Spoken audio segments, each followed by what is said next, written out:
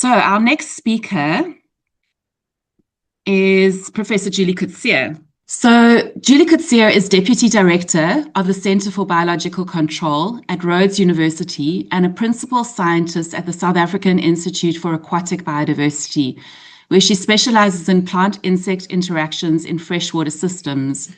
Her research has driven sustainable biological control strategies for invasive aquatic plants across South Africa and sub-Saharan Africa. So with that, Professor Julie Coetzee, I welcome you. I think an important thing to start with is that when we're speaking about invasive species, we can't box them into compartments. They don't know boundaries. So working within in a wildlife area context, in a national park context, we have to look beyond the borders. So we have to always consider, and I'm sure everybody sitting here knows this, we have to consider what's on the outside and what's on the inside and what those pathways are, or what the mixture is, or the transport ways in and out of the parks. So as Kirsten said, I'm from the Centre for Biological Control. We're a research center at Rhodes University, where we work on the biological control of invasive species, mostly invasive plants. And my specialty is aquatic invasive plants. And I'm actually a principal scientist at SIA, which is our Institute for Aquatic Biodiversity. So I work for two different, I wear two different hats. So I'm just going to give you a brief overview about biological invasions, the general theory on why some species become invasive and others don't, why some areas become invaded and others don't, and what we can potentially do about that. And I'm sure you all know that invasive species aren't just plants. We've also got mammals, we've got fish, we've got invertebrates. And so really across the entire living realm, we get species that become invasive. And what are biological invasions, or what is it? It's a process that transports and introduces a species. And what I'm talking about now is introduced species, so alien species. Caroline was talking a lot about species that are native that become invasive, and largely what I'll be talking about are those species that are introduced from elsewhere. So it's these species that are introduced outside of their natural range intentionally. So we introduce them for food, we introduce them for their beauty, or unintentionally where they become hitchhikers or stowaways, and this is usually by human activities to a new region where they may become established and spread. And this process has a number of steps that we have to consider. So the very first thing is that an introduced species obviously has to be transported, and so we've got human activities are the main thing that result in the movement of species from where they originated to a new area. Once they've been transported, and that might be by boat, it might be by aeroplane, it might be by car, across some large region separating two regions, they are introduced. And they are introduced at a new location outside of their natural range. And many of these species that are introduced die out. So they don't actually manage to establish a population. But if they do, if conditions are right, it's the right temperature, the right amount of rainfall, the right environment, they then establish and can produce a viable, self-sustaining population. And that is when we say a species has become naturalized.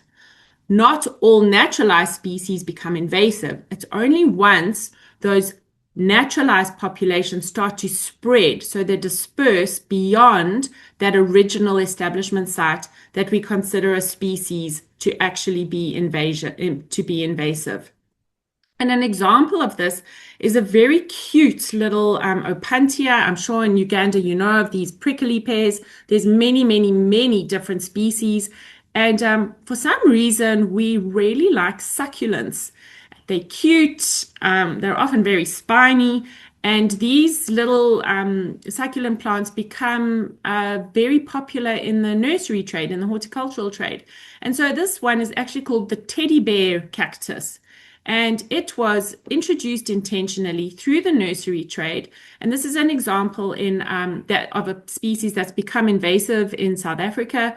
So it was introduced, people bought it. Maybe it got a little bit too big in their gardens, and we've now gone from that transport through introduction. It's established and it's spread, and we now have huge areas in South Africa where this very cute but now seriously invasive species has established and spread and has very big environmental impacts. So, in order to become introduced, there's these species have to overcome or they have to be introduced through different pathways. And usually when we talk about these introductory pathways, it's across very, very large areas. So transcontinental. So we're talking about species coming from South America to Africa, or from Africa to Southeast Asia. And this is most commonly through shipping or intentional transport. And that's what we call these primary pathways. So we're crossing biogeographical or jurisdictional borders into new regions. Once these species from source populations are introduced, then we have secondary pathways. So this is once they've crossed this really huge biogeographical border, become introduced, and then they can spread through rivers, they can spread along roadsides, along disturbances, they can spread with people, they can spread with animals. And it's really that spread, once, if we're talking in an African context, that I think we're most concerned with. So how are these species that have now been introduced from somewhere else, how are they crossing our borders, crossing mountain ranges, crossing rivers, crossing deserts to become invasive? And this scope, this frequency, and the number of species involved over the last 100 to 200 years has really grown enormously. And that is because of our expanding transport and commerce. And this is really just a map showing you these linkages. There's not a single place on Earth that is isolated, that that does not have any contact with another part of the world. Even the subantarctic and Antarctica are now invaded. We're finding invasive plants in many of these subantarctic islands, and we're finding invasive insects in Antarctica, as well as invasive marine animals. So, and this really is this direct consequence of expanding transport and commerce. And what's really important about understanding invasions is the context. So what are we looking at? These invasions have got impact at all stages, all levels, and all scales. So if we have a look at spatial scales, we can look at local scales. So within a national park, we can look nationally within the country. We can look regionally within East Africa, within Sub-Saharan Africa, or we can look at invasions at a global scale. Very importantly, these levels of governance, we have to make sure that we all speaking the same language when it comes to invasive species. And again, that goes from local to subnational, national, multinational, really, really important.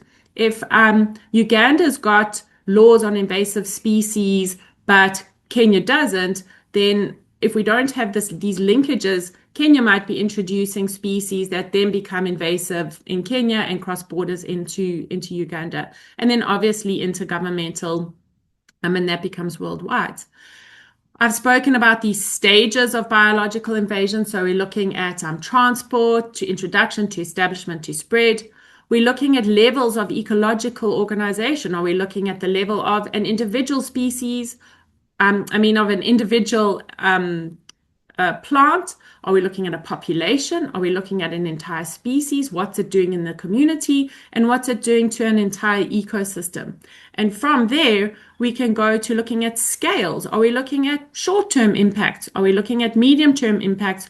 Or are we looking at do we want to mitigate the impacts of these species for the next 100 years? And that's really important when it comes to planning our management plans. What are our goals?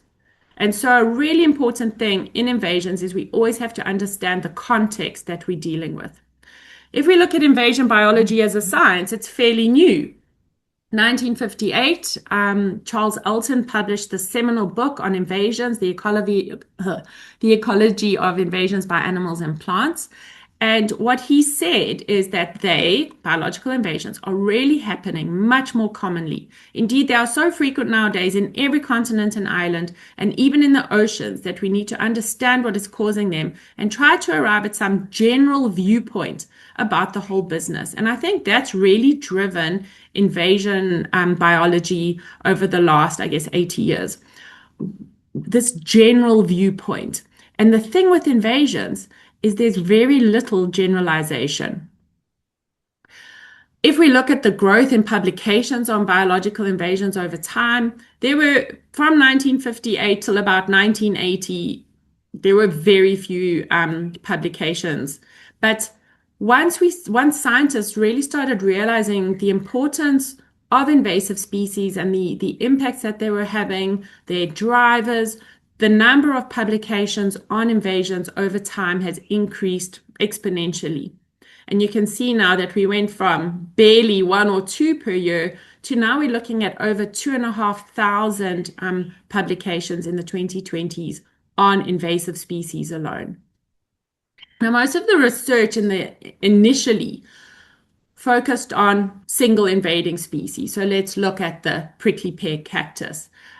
But this was always after they were established. So it was looking at that, once we already were dealing with a huge problem. In South Africa, these invasive prickly pears became enormous problems in the 1920s and 30s, taking over 200,000 hectares.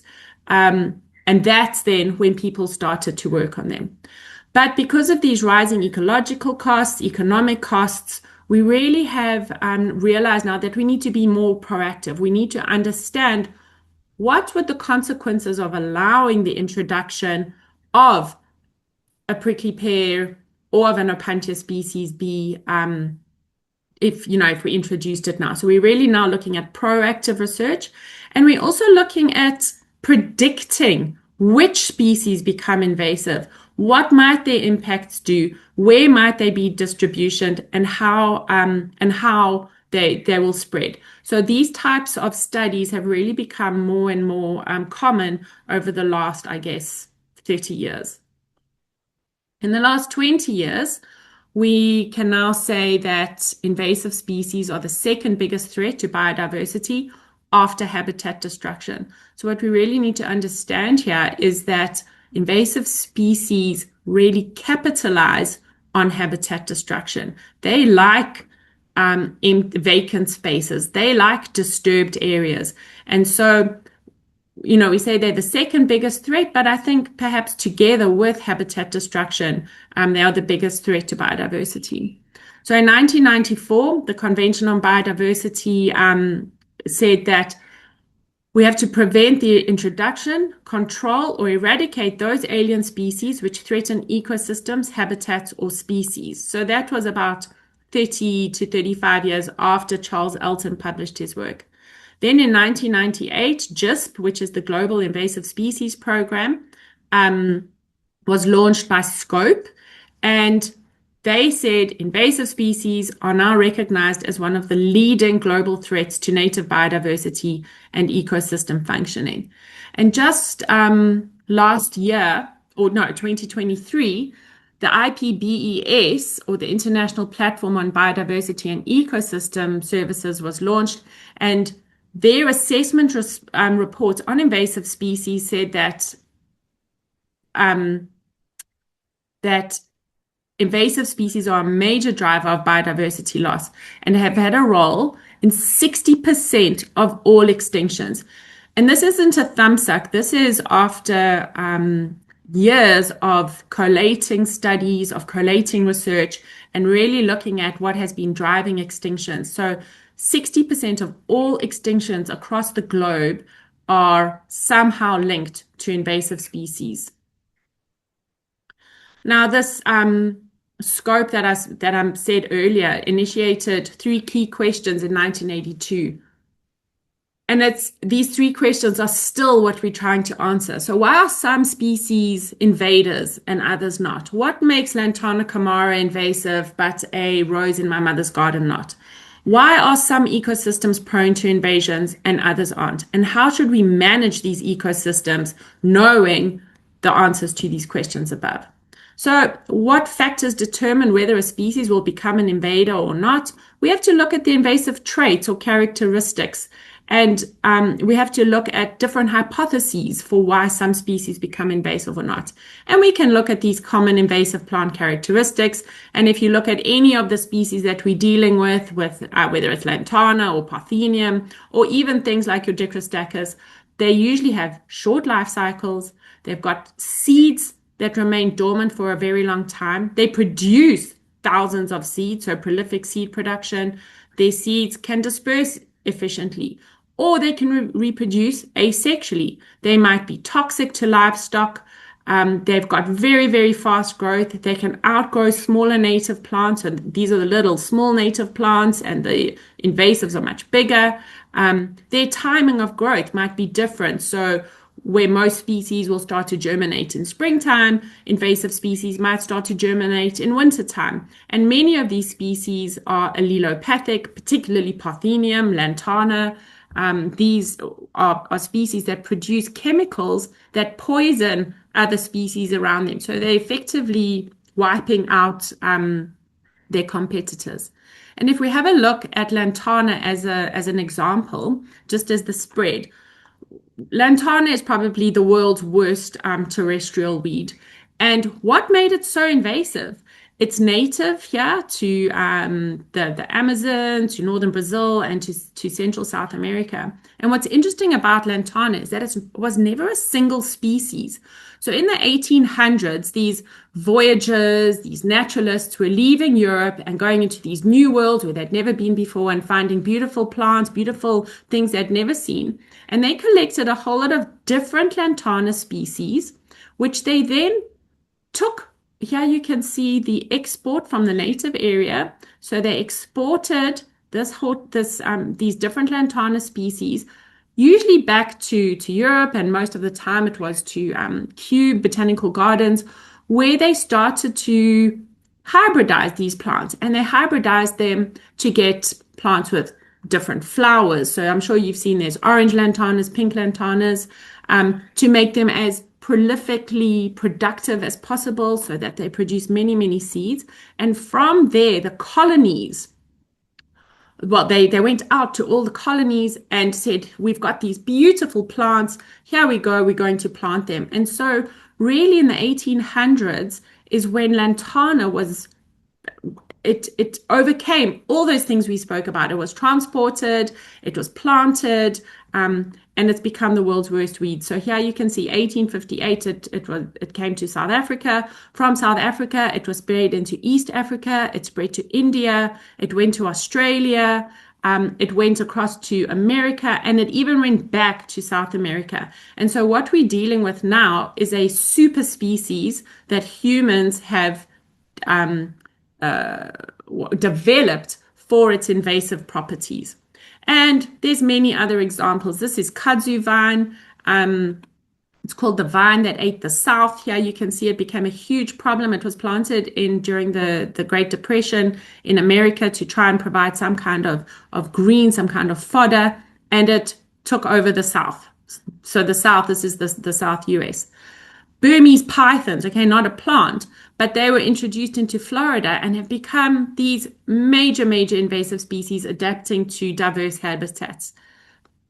Now, perch in Uganda on Lake Victoria, these perch were introduced because of their high reproductive capacity, but they're incredible predators, and they have resulted in the extinction of 60% of the endemic cichlids that only occurred in Lake Victoria. They resulted in the extinction of those species. Why do these species become so invasive? One of the hypotheses is that they escape their enemies in their indigenous ranges. So in their native range, they're kept in check. They're kept in check by herbivores. They're kept in check by pathogens and viruses and bacteria and fungi. And when they're introduced into the new range, especially you think of something like lantana, it's not being introduced with all these specialists that keep it under control in its native range. And so they are freed from their natural enemies in the introduced range. And yes, one or two of these species might be fed upon by herbivores in the introduced range, but they're certainly not kept under control. An example of this would be Australian acacias. So in Australia, this species, Acacia longifolia, here you can see it produces about 360 seeds with 5.6 seeds viable per meter squared in Australia. It was introduced intentionally into South Africa to stabilize sand dunes. And in South Africa, look at that, we're going from 364 seeds per meter squared to nearly 3,000 seeds and to more than 7,000 viable seeds per meter squared in the soil. Conversely, a South African plant, Chrysanthemoides, was introduced into Australia for the exact same reason, to stabilize sand dunes. In South Africa, we get about 2,000 seeds per plant, but in Australia, it's more than double. And the viable seeds go from 46 in South Africa to over 2,000 in Australia. And again, they've got all these invasive properties and they've escaped their natural enemies. If we look at these patterns of spread, again, Opuntia aurantiaca, one of these horrible cacti, introduced in the late 1800s, and it takes a very long time for them to become established, to become used to local conditions. And so we have what we call this lag period, where they're sort of getting used to the temperature, they're getting used to the soil, the plants, and then suddenly, after this lag period, we get an exponential phase to where we're suddenly dealing with thousands of hectares of the plant. And it's usually here when we notice the species and when we actually have to start managing it. So why are some ecosystems prone to invasions and others not? And the invasibility is determined by the properties of the species, what the native species are in that area, and what the community of those indigenous species are. What site properties determine whether an ecological system will be prone to or resistant to invasions? And here's a picture of Parthenium just taking over an entire animal grazing area. And this here is called pom-pom weed, Campyloclinum macrocephalum, which is a major grassland invader. One of the things is that there might be vacant or under or unutilized niches. So this is Lake Victoria. So Africa didn't evolve floating macrophytes. These macrophytes all came from South America. They were introduced intentionally, and they took over these vacant niches because there were no native competitors. Escape from biotic constraints. We've spoken about prickly pears. There's no native cacti in Africa, so there's nothing keeping them in check. No native enemies to keep these plants in check. There's a theory that those communities that are diverse, that are very species rich, are more impenetrable to invasive species. So things like rainforests, and it's only once you start disturbing these rainforests that invasive species will start to enter. And that's this whole thing about disturbance before or upon immigration. So here we're looking at a plowed land. There's a tiny little maize plant, it's been plowed, and this invasive solanum has just taken over because it's really riding on that disturbance.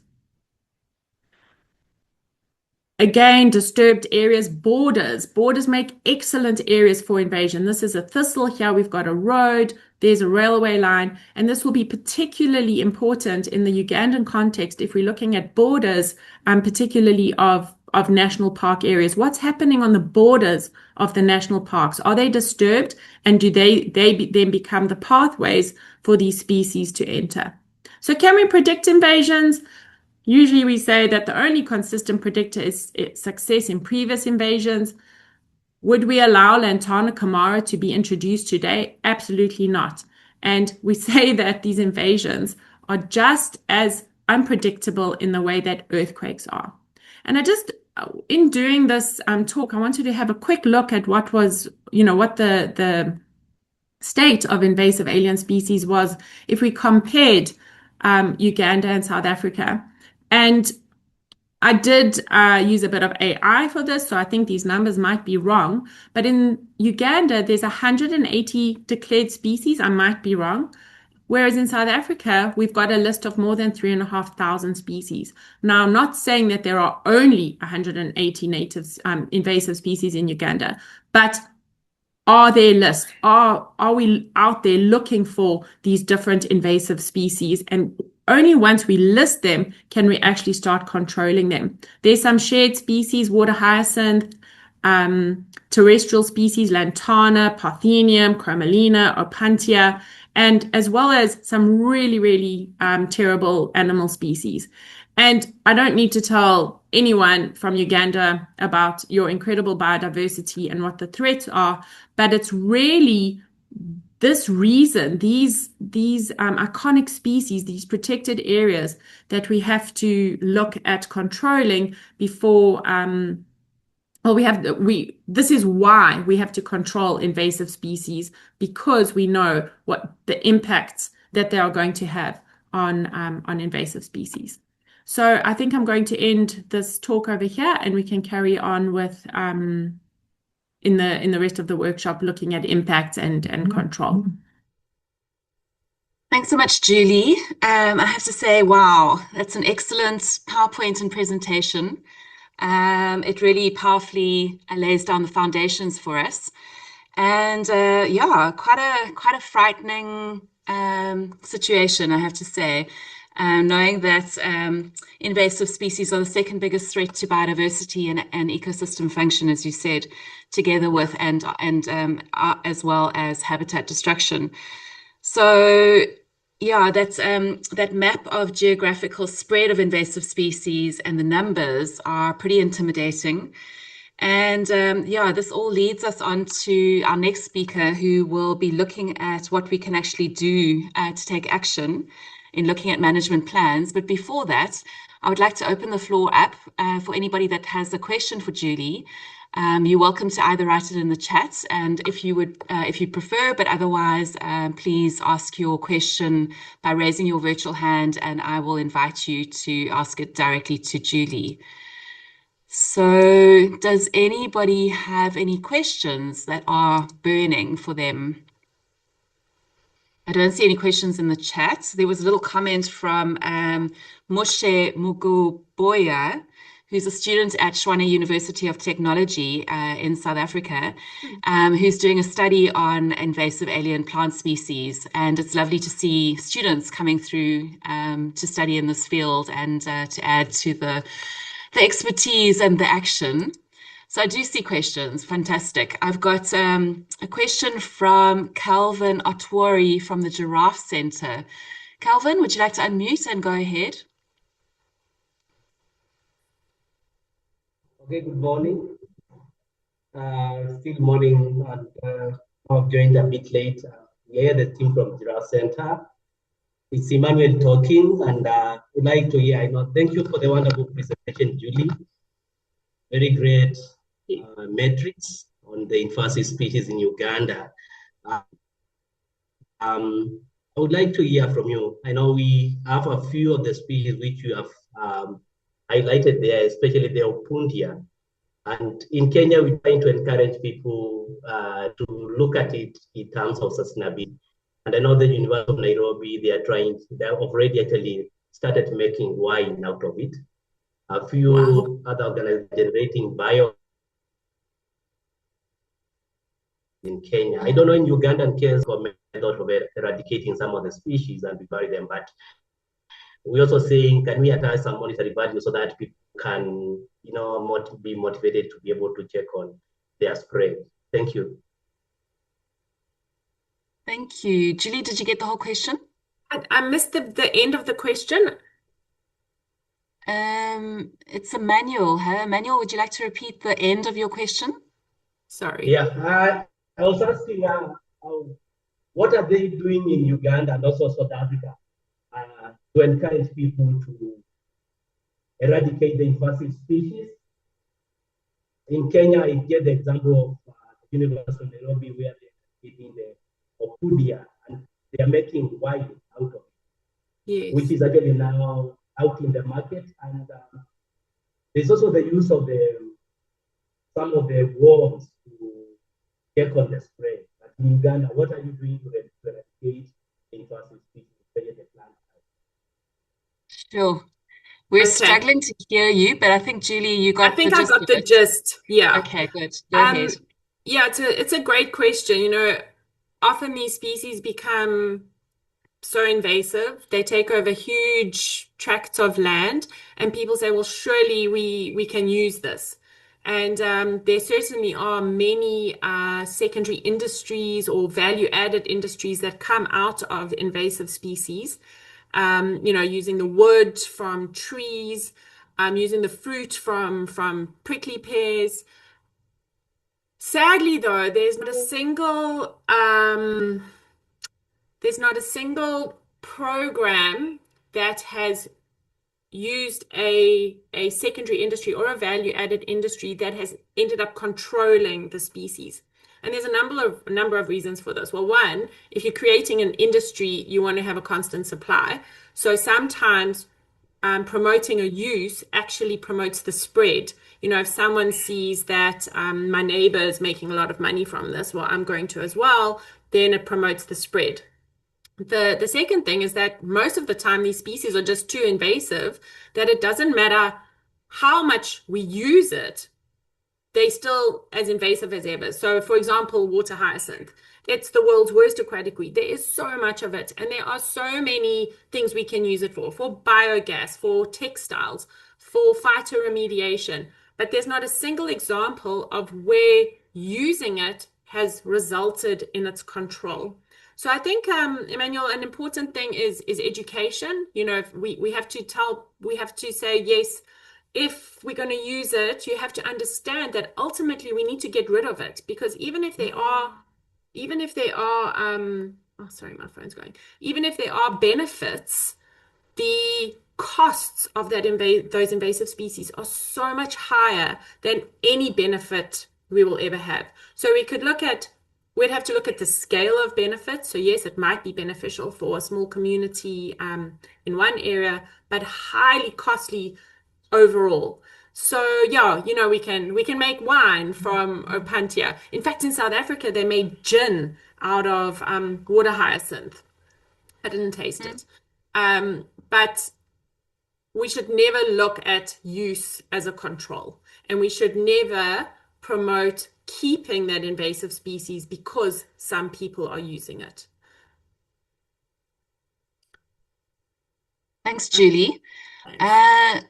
Moving on to Johan. I see your hand has been up very patiently. Go for it. Thanks, Kristen. Yeah, I see a lot of questions coming in the chat now, so I'll make it quick. So, Julie, you mentioned that it's disturbance that create the spaces for invasive species to invade. So, if we think about our protected areas, we can kind of predict some actions that would basically create the conditions for the invasive species, such as we build a tourist road and then the vehicles come in, spreading the seeds, everything. So how do you then preempt the spread if you've created the condition? If you've created the pathway. Exactly. So we know that, you dig up a fence line. You've disturbed that area. We have to go straight into restoration or rehabilitation. So build the fence line, but as soon as you've built that fence line, you've got to get the native species propagules in there. So plant a fence, put the fence line in, and then plant away so that invasive species cannot get a foothold. Roadsides, that's quite a difficult one, getting in there and trying to rehabilitate that land. I think the big thing then would be early detection. and rapid response. So as soon as you've put a road in, you have to scout. You have to know that you've now created a potential pathway. And as soon as you see any sign of a small prickly pear growing, or a seedling of a prosopis, or a seedling of a dicrostachys, you've got to get it out. So it becomes a management issue, and there's different levels. So from scouting and just keeping an eye on it constantly, to once you see a population, to then managing it. I don't have an answer other than just being vigilant, which requires manpower. Thanks, Julie. I think you've given quite a bit of an answer, actually. I'm going to move on to a question in the chat. So Sianda Shabalala asks Julie, what are some of the native species in South Africa that are invasive? Pretty similar to the native species in Uganda, Sianda. So we have, I guess these are species, we call them bush encroachers. And again, it's because of a change to how we've changed the ecology of an area. So we're not managing areas the way that they should be. So we're either reducing grazing, so that then takes away the competition from grasses, which allows bushes or trees to become invasive, or we are burning fire. We're putting lots and lots of fires in, and so that's killing the woody stuff, and we get invasive grasses coming in. So things like dicrostachys. I can't think of the common name right now. Sickle bush. Oh, that's it. Thanks. Sickle bush. So sickle bush is a huge, we call it a bush encroacher. Acacia karoo, sugar bush, sugar thorn, along riversides, along disturbed areas, is a huge issue, particularly in the well, actually anywhere it's becoming hugely invasive. And a lot of grasses, your secondary, well, not your secondary grasses, the grasses that are unpalatable. So we overgraze, the herbivores will eat all the palatable grasses, and then we get unpalatable grasses moving in and becoming invasive. So it's all the context here is land management. If we are disturbing an area, or we're changing regimes that would normally keep an area diverse, burning a grassland, we get trees coming in. Overgrazing a grassland, we get trees coming in. Not having enough grazing, we get trees coming in. So it really is it's largely management. And I think that that's something that we're going to be talking about through this workshop. Yeah. Okay, thanks, Julie. Okay, I'm going to ask Walter Ogwai. Do you want to unmute yourself and ask your question, because it's a really important question?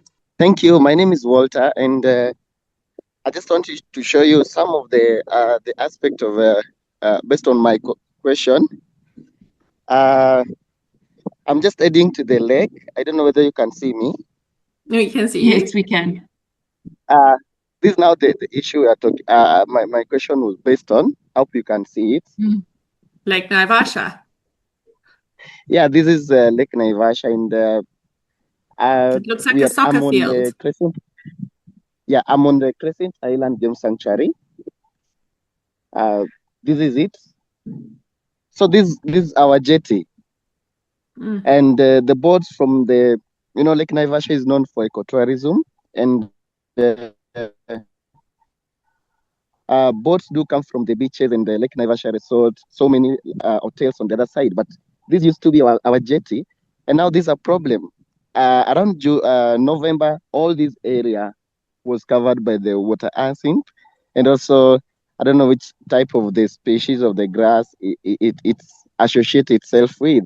But now these are a problem based on organisms, or the aquatic organisms, the avian species, more so the kingfishers, and also the eagles, or the African fish eagle, and also navigation. So like right now, I think I've seen there's some guests coming, and they're using on the other side. They're using the other side to get to the office. But now, meaning the boat can't navigate to here. So my question is, can we have a biological method on how we can eradicate these.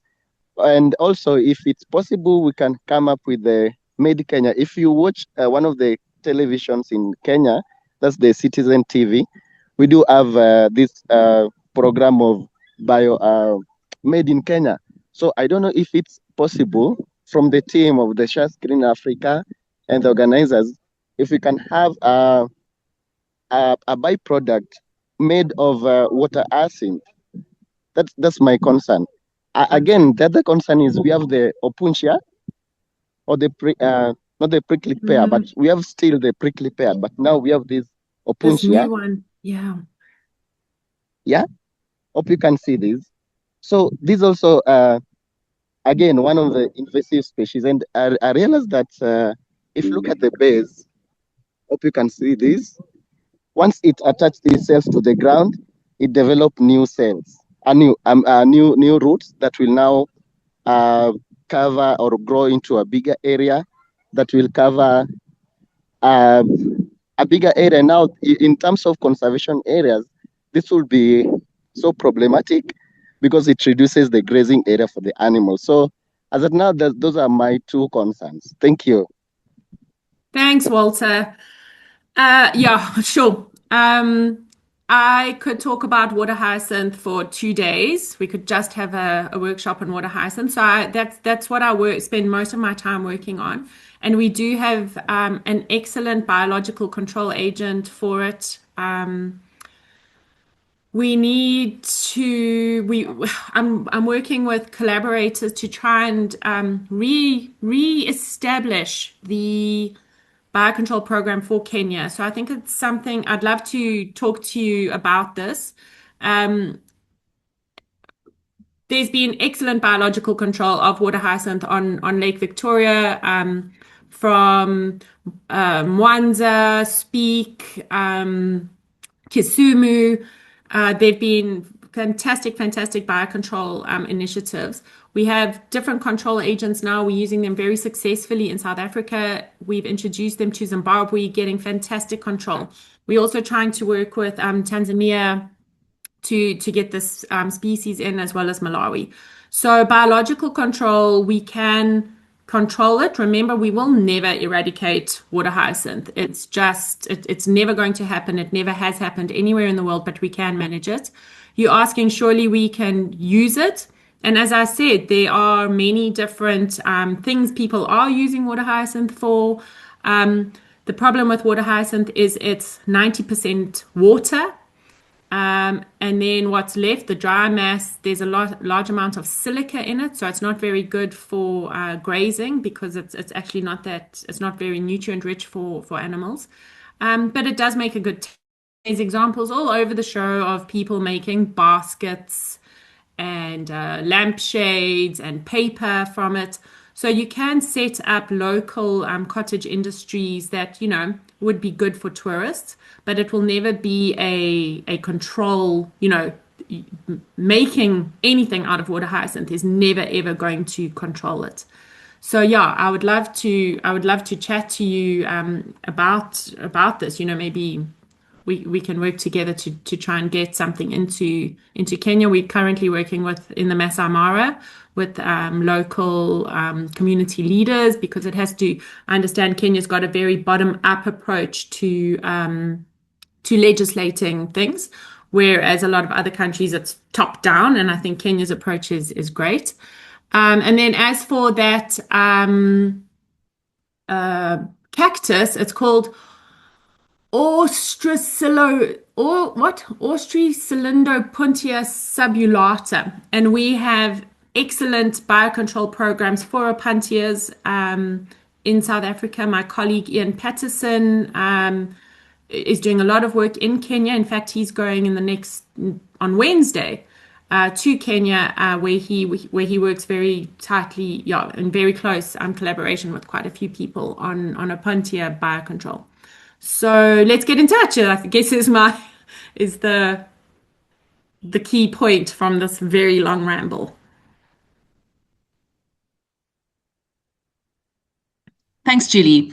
I see that Mariette has already shared or will share contact information. So that's all good. You'll be in contact with Walter.